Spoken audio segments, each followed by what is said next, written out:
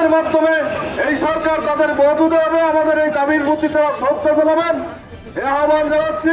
সঙ্গে সঙ্গে শিক্ষা উপদেষ্টার প্রতি অনুরোধ জানাচ্ছি তিনি যেন শিক্ষকদের জাতীয়করণ করা সহ তাদের বাড়ি ভাড়া, মেডিকেল ভাতা, শতভাগ উৎসব ভাতা সহ প্রত্যেকটা দাবির প্রতি অত্যন্ত গুরুত্ব দিয়ে শতভাগ উৎসব ভাতা, মূলক সহ বাড়ি ভাড়া সহ আমাদের প্রতিষ্ঠান জাতীয়করণ করলে, আমাদের যদি শুধু জাতীয়করণ করে তাহলে আমাদের সকল দাবি এসে যায়।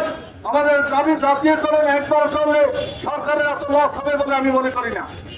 সরকার যদি এই শিক্ষকদের দিকে তাকাইয়া সারা জীবনের পরিশ্রম, শিক্ষক নিজের বাড়ি ভাড়া, আমি নিজে ঢাকা আসছি, আমার ছেলেকে ডাক্তার দেখানোর মতো এবিলিটি আমার নাই।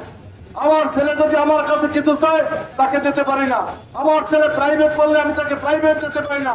মেয়ের চিকিৎসার জন্য আমার কোনো ব্যবস্থা নেই। সরকারের আমার বাড়ি ভাড়া দেওয়ার মতো 1000 টাকা বাড়ি ভাড়া দিয়ে বর্তমানে কিছু হয় না। 500 টাকা মেডিকেল ফি দিয়া গ্রামের কোনো ডাক্তারও দেখানো যায় না। ঢাকা শহর তো দূরের কথা, বিদেশের তো কল্পনা করা যায় না। আমাদের শিক্ষকরা অসুখ হলে তারা দুঃখে দুঃখে নিজের বাসায় মারা যায়, কিন্তু তারা চিকিৎসার অভাবে মারা যায়। সুতরাং আজকের এই শিক্ষক নেতৃবৃন্দকে সামনে রেখে দক্ষিণবঙ্গ থেকে বাংলাদেশ পটুয়াখালী গলাচিপা থেকে এসেছি আমি এসেছি বকুলবাড়ি ইউনিয়ন কলেজ থেকে। সেই গলাচিপা শুধু দক্ষিণে, এই দক্ষিণ প্রান্ত থেকে পূর্ব প্রান্ত